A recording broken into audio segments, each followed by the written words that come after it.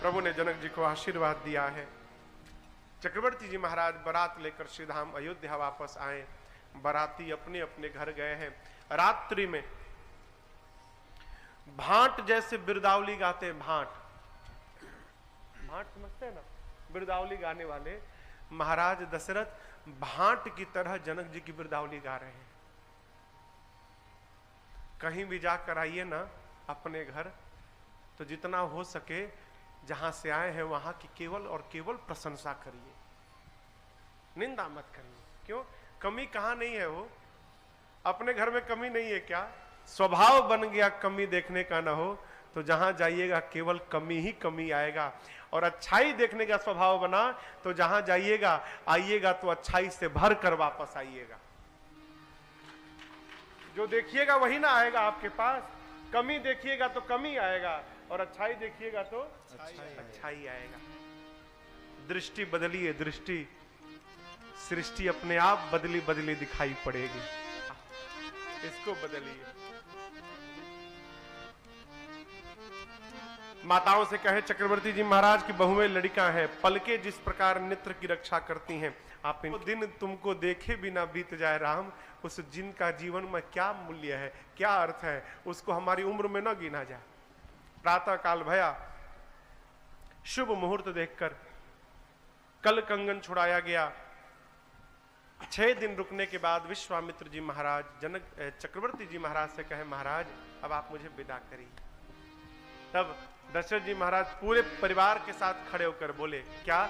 अरे नाथ सकल संपदा तुम्हारे, मैं सेवक समेत सुत नारी। नाथ सकल संपदा तुम्हारे, मैं सेवक समेत सुत नारी। करब सदा लड़कन पर छो। कब बुलावा आ जाए कोई भरोसा नहीं प्रभु, लेकिन एक बात बतावें, आपने कृपा की तो मेरे घर में ये आनंद का दिन आया। मुनिवर जब मैं मर जाऊं ना तो मेरे मरने के बाद भी मेरे बच्चों को मत भूलिएगा। मेरे मरने के बाद करब सदा इन लड़कन पर छो, और जब तक मैं जीवित हूं दर्शन देत रहब मुनि मोह। जब तक मैं हूं मेरे बच्चों पर कृपा, मुझे भी दर्शन दीजिएगा। मेरे जाने के बाद मेरे बच्चों पर भी कृपा बना के रखिएगा। अस कही राव सहित सुतर आनी। रानियों और बच्चों के साथ महाराज दशरथ गुरुदेव भगवान विश्वामित्र जी के चरणों में साष्टांग दंडवत करते हैं। आशीर्वाद देकर विश्वामित्र जी विदा लेकर जाते हैं। यहाँ पर गुरुदेव भगवान वशिष्ठ जी के पुत्र वामदेव जी विश्वामित्र जी की कथा गाकर चक्रवर्ती जी को सुनाते हैं। क्या थे? गांधी राजा के बेटे थे, कैसे क्षत्रिय होकर ब्रह्मर्षि बने, कैसा कैसा तप किया, सब बताया। वामदेव जी क्यों सुनाए? क्योंकि वामदेव जी के पिताजी गुरुदेव भगवान वशिष्ठ जी ही विश्वामित्र जी को ब्रह्मर्षि की उपाधि दिए थे। इसलिए वामदेव जी उस कथा को भली भांति जानते हैं। वामदेव जी ने सुनाया। यहाँ पर गुरुदेव भगवान पूज्यपाद गोस्वामी तुलसीदास जी महाराज बाल कांड की कथा को पूर्ण करते हुए कहते हैं क्या? निज गिरा पावन करण कारण राम जस तुलसी करो रघुवीर चरित अपार बारिधि पार। काल सुख ही सुख प्राप्त होगा। गावही सुनही तिन कहूँ सदा उछाल मंगलायतन राम सुनेगा गाएगा, उसके जीवन में सदैव उत्साह ही उत्साह बना रहेगा। विवाह की कथा, इस कथा में हम लोग आज सबसे अधिक गाए आज तक की यात्रा में। पहले आपको बताऊं, एक ही दिन में धनुष भंग भी होता था, विवाह भी होता था, विदाई भी हो जाती थी। लेकिन यहाँ रायपुर में परसों हम लोग धनुष भंग सुने, कल केवल सीताराम विवाह सुने और आज 2 घंटे में विदाई की कथा सुने। अब आइए सूक्ष्म भाव से अयोध्या कांड में प्रवेश करें। कहीं बढ़ेगा तो कहीं घटेगा भी। हाँ शुक्ला जी, कहीं बढ़ेगा तो कहीं घटेगा नहीं। राम जी विवाह करके आए, अयोध्या कांड की पहली चौपाई बाबा कहते हैं, अरे जब तेरा ब्याही घर आए, जब तेरा ब्याही घर आए, नित नव मंगल मुद बधाए, नित नव मंगल मुद बधाए, भुवन चारि 10 भूधर भारे, भुवन चारि 10 भूधर भारे, सुकृत मेघ बरसहि सुख बारे, सुकृत मेघ बरसहि सुख बारे, रिद्धि सिद्धि संपत्ति नदी।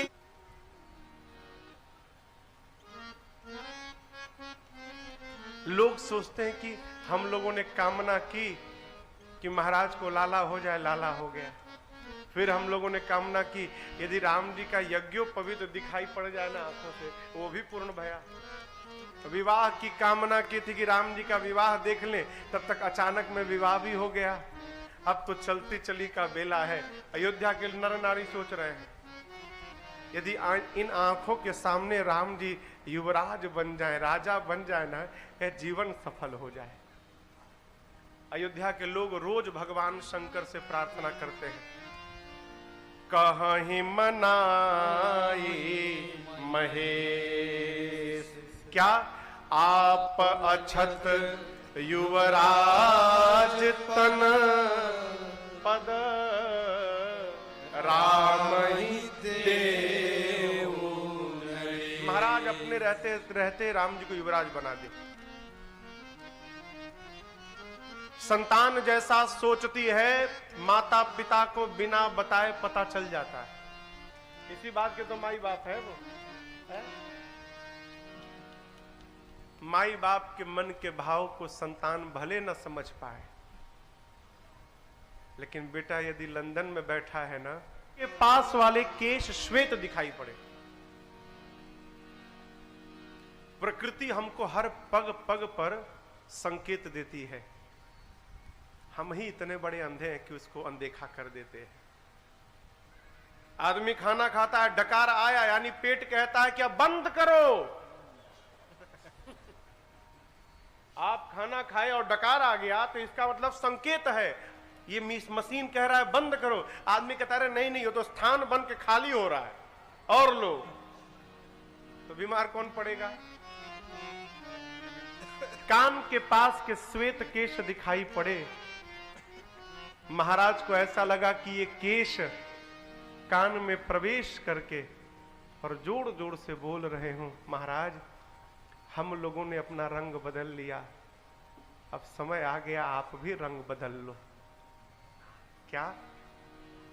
चौथे पन नृप कानन जाए। नियम है कि चौथे पन में राजा राजपाट छोड़ के वन में जाए। आप राम जी को युवराज पद पर बिठाओ, जीवन का लाभ लो, क्या पता शरीर रहे कि ना रहे। जैसे मन में भाव आया, महाराज कहां दौड़े?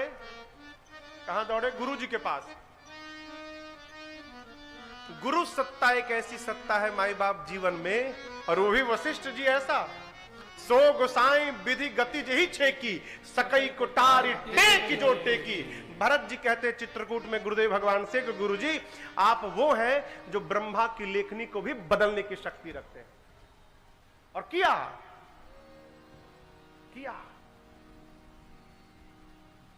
इसीलिए गुरु जी के पास दौड़ कर गए।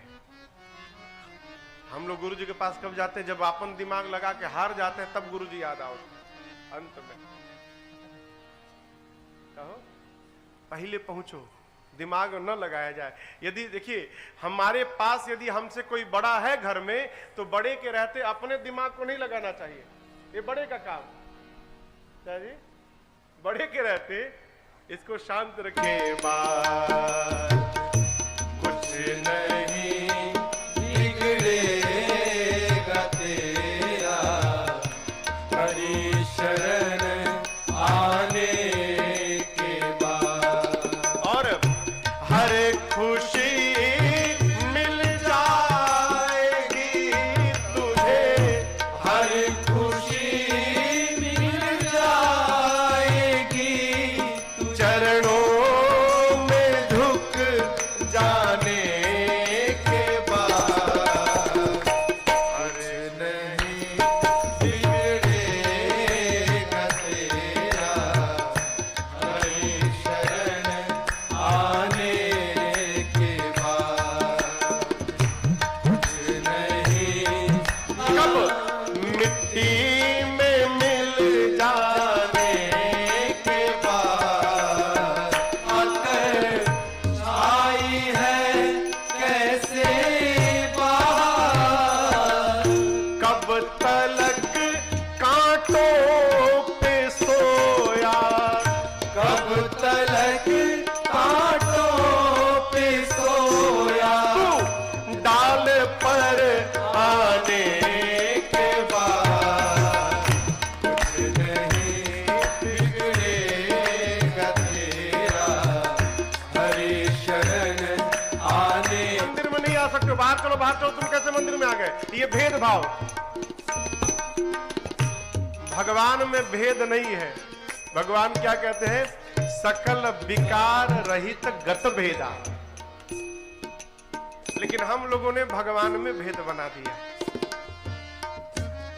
याद रखिएगा, कितनों माला राजन रगड़े, यदि भेद समाप्त नहीं भया मन से, तो जीवन भर रगड़ने के बाद भी कुछ होने वाला नहीं है। भेद समाप्त हो। साधक कहता है जब तलक है भेद मन में, कुछ नहीं भाव बस करनी। जो गुरु के चरण को सिर पे धारण करेगा, फिर कहता हूं गुरु के चरण को सिर पे धारण करेगा, अर्थात गुरु आज्ञा का पालन करेगा। गुरु आज्ञा, वो संसार के समस्त वैभव को अपने बस में कर सकता है। जाकर गुरुदेव से अपनी बात कही, गुरुजी मैं ऐसा ऐसा सोच रहा हूं। अब गुरुजी सोचने लगे कि महाराज राम को युवराज बनाने के लिए मुहूर्त पूछ रहे हैं। त्रिकालदर्शी हैं, नेत्र बंद करके देखा, देखे कि ये मुहूर्त तो 14 साल बाद आने वाला है। अब महाराज इतने व्याकुल हैं, कह रहे तुरंत बताइए। गुरुजी सोचे कि यदि मैं कह दूं कि महाराज तुरंत करिए, अभी करिए, जितना शीघ्र हो करिए, तो मेरी बात मानकर और महाराज आज की रात को न बीतने दें। यदि आज ही राम जी को युवराज पद पे बिठा देना, तो ब्रह्मा की लेखनी बदल जाएगी। ऐसा सोचकर गुरुदेव ने कहा, क्या महाराज मुहूर्त मत निकलवाइए, बेगी विलंब न करी नृप, साजिय सबोई समाज, सुदीन सुमंगल तब ही जब राम हो ही जुबराज। महाराज शीघ्र करिए, जिस समय आप राम को युवराज पद पर बिठाएंगे वो समय ही सबसे शुभ मुहूर्त है।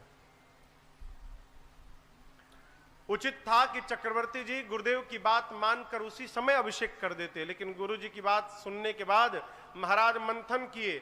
गुरु जी तो ठीक ही कह रहे हैं, लेकिन मैं आज नहीं कल प्रातः काल करूंगा।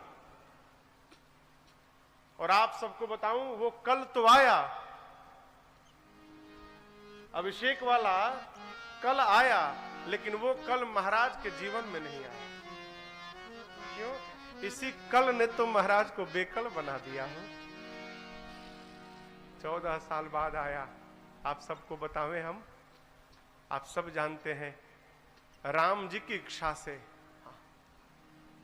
कैकेयी मैया ने जो कुछ भी किया अपने मन से नहीं किया, कैकेयी मैया ने मेरे राम जी के मन को देखकर किया। और एक बात याद रखिएगा, घर में परिवार में कुछ विचार करो, सीय की पिय संग परिहर ही, क्या सीता राम का संग छोड़ेगी? लखन की रही ही धाम, क्या लक्ष्मण घर पे रुकेगा? अब भरत के भुजब राज पुनि, क्या भरत राजा बनेगा? नृप की जिय ही बिनु राम, और क्या महाराज राम के बिना जीवित रहेंगे? चारों का उत्तर है नहीं। नगर की स्त्रियों ने पूरा दृश्य दिखाया, सीता साथ में चली जाएगी, लक्ष्मण भी चला जाएगा, भरत राज सत्ता स्वीकार नहीं करेगा, और कैकेयी तुम्हारे मांग का सिंदूर चला जाएगा, तुम रोक लो। कैकेयी मन ही मन सोचती है, मेरी मां कैसे रोक लूं, मेरा राम बन नहीं जाएगा तो राम से मर्यादा पुरुषोत्तम राम नहीं बन पाएगा, पिता की सेवा नहीं किया होगा, वो मेरी मां कैकेयी को दोष देगा। उसके बाद भी हम दोष किए जा रहे हैं? कदापि नहीं। संतान का कोई अधिकार नहीं है कि वो अपने माता पिता में दोष का दर्शन करे। कैकेयी मैया ने कुछ नहीं किया, जो किया मेरे राम जी के मन को देखकर मां ने किया। महाराज निढाल हो गए राम राम कह के। राम जी सुने, पिताजी से बोले, पिताजी कुछ ही दिनों की तो बात है, मैं गया 14 साल आपके वचन को सत्य करके आता हूं। कौशल्या मैया के पास गए, और देखिए कौशल्या मैया से राम जी ने ये नहीं कहा कि मां मुझे पिताजी ने वन में भेज दिया। परिस्थिति को देखने का ढंग बनाइए। अच्छे परिस्थिति में भी आप विकार की दृष्टि से देखिएगा तो घर में विघ्न हो जाएगा। राम जी क्या कहते हैं, मां पिताजी ने रात भर में धर्म विचार लिया, कैसे बड़े बेटे को बड़ा राजा बनाया और छोटे बेटे को छोटा राजा बना दिया। मां बोली कौशल्या जी कि मैं समझी नहीं। राम बोले, मां मैं बड़ा हूं ना, आप अच्छा मां ये बताओ, अयोध्या बड़ी है कि जंगल बड़ा है? मां ने कहा, बेटा जंगल तो बहुत बड़ा है, अयोध्या तो बहुत छोटी है। यही तो कह रहा हूं मां, पिताजी ने मुझे बड़ा राजा बनाया। अरे पिता दीन हम ही, अयोध्या का नहीं, कानन राजो। कहते पिताजी ने मुझे वन का राज्य दे दिया मां, और ऐसे नहीं दिया जहां सब भांति मोर वहां मेरी बड़ी आवश्यकता है मां, नहीं जाऊंगा तो निशाचरों का सफाया कौन करेगा? पिताजी ने बड़े राम को बड़ा राजा बनाया, और भरत छोटा है ना, उससे अयोध्या का छोटा राजा बना दिया मां। कौशल्या जी ने कहा, राम पिता के वचन का पालन करना ही पुत्र के जीवन का श्रेष्ठ धर्म है। पुत्र का श्रेष्ठ धर्म क्या है? पिता की आज्ञा का पालन करना। लेकिन राम, यदि केवल तुम्हारे पिताजी ने तुमको बन जाने के लिए कहा है राम, तो मैं तुम्हारी मां हूं। मां का अधिकार संतान पर पिता से अधिक होता है। यदि पिताजी ने कहा है केवल जाने के लिए, तो मैं कहती हूं मेरा राम बन नहीं जाएगा, नहीं जाओगे तुम। लेकिन राम, तुम्हारे पिताजी के साथ साथ यदि तुम्हारी मां जीवन साज समाज सब बनिता बंधु समेत बंद विप्र गुरु चरण प्रभु चले करी सबही अच्छे। कई मां एकदम निष्ठुर हो गई है जानबूझकर, क्यों जानती है कि मेरे निष्ठुर न होने से पूरी रचना धरी की धरी रह जाएगी। चक्रवर्ती जी बोले मां कैकेयी से कि कैकेयी राम बन जाएगा तो मैं मर जाऊंगा। बोले कि राम बन चला गया तो मैं मर जाऊंगा। मां ने कहा महाराज क्षमा करिए, अब मरना तो तय है, अब मरना तय है। राम बन गया तो आप मरोगे, मुझे कलंक लगेगा, और यदि कल प्रातः काल तक राम बन नहीं गया तो सुनिए फिर मैं मरूंगी और आपको कलंक लगेगा। मां यहां लिखा है, मां कहती है होत प्रात मुनि वेश धरी, जाओ न राम बन जाहि, मोर मरण राउर अजस, नृप समुझिय मन माहि। अब विचार करिए क्या लेना है। हम एक बात कहे प्रभु राम बन गया तो आप मरोगे, मुझे कलंक लगेगा, नहीं गया तो मैं मरूंगी, आपको कलंक लगेगा। आपके जैसा धर्मात्मा राजा मैं नहीं चाहती कि मेरे पति के जीवन पर कलंक का दाग लगे। अरे कलंक के जीवन से मृत्यु आ जाए उचित है, इसलिए मैं चाहती हूं कलंक लेकर मैं घर में रह लूंगी, कलंक लेकर मेरा पति कैसे बाहर जिएगा, इसलिए आप मरिए और मैं कलंक लूंगी, राम बन जाएगा। प्रभु चल पड़े। प्रातः काल सजीवन साज समाज सब बनिता बंधु समेत, बंद विप्र गुरु चरण प्रभु चले करी सबही चल पड़े। पूरी प्रजा लग गई राम जी के साथ। चक्रवर्ती जी ने सुमंत जी से कहा रथ लेकर जाओ, 4 दिन घुमा कर ले आना, नहीं आए तो सीता को लेके आना। लेकिन तुम सीता को भी लेकर नहीं आए सुमंत, तो याद रखना तुम तो आओगे लेकिन तुम्हारे आने से मेरा प्राण चला जाएगा। पिता आज्ञा सुनकर प्रभु सुमंत जी के साथ रथ पर बैठ कर गए। पहले दिन तमसा नदी के तट पर विश्राम भया। पूरी प्रजा अयोध्या की सोई है रात्रि में। भगवान सोचे अयोध्या के लोग रहेंगे तो वचन का पालन कैसे करूंगा। माया को प्रेरित करके मध्य रात्रि में सबको सुलवाया प्रभु ने, और मध्य रात्रि में तात सुमंत जी से कहा तात अब आप रथ के पहिए के चिन्ह को मिटाकर अभी चलिए यहां से। चल पड़े भगवान। चलते चलते भगवान पहुंचे। कहां पहुंचे? श्रृंगवेरपुर में गंगा जी के तट पर पहुंचे। उतर कर भगवान ने साष्टांग गंगा जी को दंडवत किया है। गंगा जी को दंडवत करने के बाद भगवान ने गंगा जी की महिमा गाकर सुनाई है। किसको सुनाई है? सीता जी को, लक्ष्मण जी को और तात सुमंत जी को। श्रृंगवेरपुर के राजा निषाद राजगुह आकर भगवान से मिले हैं। भगवान से निषाद जी ने कहा प्रभु 14 साल बाहर रहना है, इसी नगर में रहिए मेरे। भगवान ने कहा मैं किसी नगर में प्रवेश नहीं कर सकता हूं, उदासीन व्रत लिया हूं। तो नगर के बाहर एक शीशम के वृक्ष के नीचे कुशा की चटाई बिछाई गई है। रात्रि में कंद मूल पाकर भगवान वहां विश्राम किए हैं। निषाद जी ने सारे सेवकों को पहरे में लगा दिया। क्यों? बोले कि पता चला है कल रात में तमसा नदी के तट पर अयोध्या वासियों को सोता छोड़ के चले आए हैं, कहीं हम लोग सो गए और यहां से भी रात को चले जाए, फिर पहरे में खड़े हो जाओ। निषाद राज गो के सेवक पहरे में खड़े हो गए। लक्ष्मण भैया राम जी से थोड़ी दूरी पर विरासन लगाकर बैठे थे। निषाद जी जाकर राम जी को कुशा की चटाई पर सोते देख लगे रोने। लक्ष्मण जी समझाएं, निषाद जी आप क्यों रो रहे हो राम जी के लिए? निषाद जी बोले कैकेयी जी ने बड़ा दुख दिया राम जी को। लक्ष्मण जी बोले गलत बात, जीवन में न कोई किसी को सुख देता है न दुख देता है। हम अपने द्वारा किए हुए कर्म से सुखी होते हैं और अपने द्वारा किए। लक्ष्मण जी बोले राम जी के लिए मत रोइए। क्यों? राम जी को दुख होता तो नींद आती। अरे जिसको कष्ट होगा उसको नींद आएगी नहीं ना। बोले राम जी तो चकाचक सो रहे हैं, राम जी जीव नहीं है। तो लक्ष्मण जी पूछे, निषाद जी पूछे कौन है? लक्ष्मण जी राम जी का परिचय देने लगे। कौन? राम ब्रह्म परमारथ अनुपा, सखा परम परमारथ हो, मन क्रम वचन राम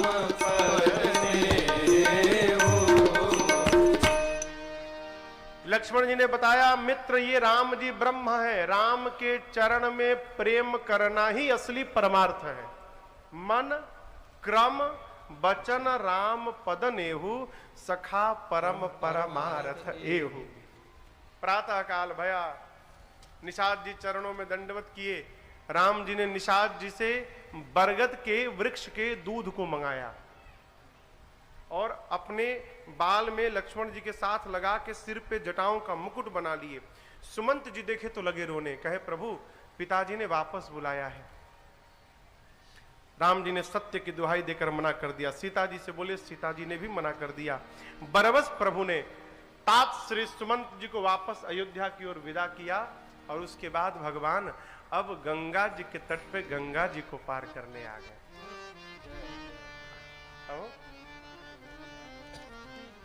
अब यहां से एक बड़ी अच्छी कथा प्रारंभ होती है। किसकी कथा? केवट भैया की कथा। आपको भूमिका बताऊं इनकी मैं। पिछली रात्रि जब निषाद जी ने सारे सेवकों को पहरे में लगाया तो ये जो केवट जी हैं, जहां लक्ष्मण जी और निषाद जी बात कर रहे थे वहीं बगल में पहरा दे रहे थे और ड्यूटी ईमानदारी से नहीं किए। क्यों? ध्यान पहरे पर नहीं था, ध्यान दोनों लोगों के सत्संग पर था। पूरी बात सुन लिए। क्या सुन लिए? राम जी जीव नहीं ब्रह्म है और राम जी के चरण में प्रेम करना ही असली परमार्थ है। सवेरा भया, दौड़कर निषाद जी के पास गए केवट जी, जाकर प्रणाम करके बोले, महाराज मेरा एक वरदान बचा है आपके पास, आज मांगने का दिन आया है, मांग ले क्या? निषाद जी बोले, मैं भी बड़ा प्रसन्न हूं, आज मांगो क्या चाहिए? केवट भैया बोले, पूरे नगर में डुगडुगी बजवा दीजिए, आज गंगा जी के तट पर मेरी नाव को छोड़कर किसी की नाव नहीं लगेगी। पर अब यहां पर देखिए, उचित था कि लक्ष्मण भैया नाव मांगे क्योंकि सेवक है। सेवक साथ में रहता है तो स्वामी को कुछ नहीं करना पड़ता। लेकिन राम जी ने आज लक्ष्मण जी को मना कर दिया। क्यों? राम जी जानते हैं कि केवट आज मना करेगा, नाव नहीं देगा। और यदि मेरे भाई साहब नाव मांगने गए और केवट ने मना कर दिया तो तुरंत आग बबूला हो जाएंगे, निकाल लेंगे, बाण चला देंगे, मेरा भगत मारा जाएगा। भगत को बचाना है ना? कहिए, बचाना है ना? तो बचाना है तो भगवान बोले, आज आप व्यवस्था नहीं करेंगे, मैं करूंगा। राम जी आगे आए और आप दर्शन करिए, जो भगवान सबसे मांगते हैं वो भगवान आज आप दोनों हाथों को फैलाकर और केवट से मांगने लगे। बाबा कहते हैं, ए जी मांगी नाव न केवट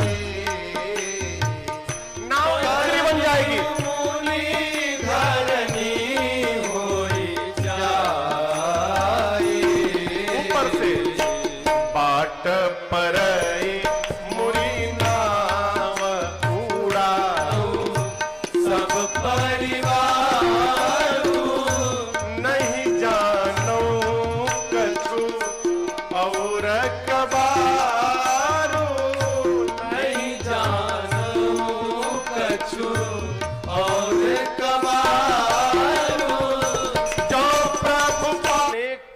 इतना बोला कि नाव लाओ, उसके बाद भगवान को बोलने का अवसर ही नहीं दिया केवट ने। इतना लंबा चौड़ा बोला कि भगवान चुप्पी साध लिए। भगवान ने सीधे नाव मांगी, केवट ने मना कर दिया, नहीं लाऊंगा।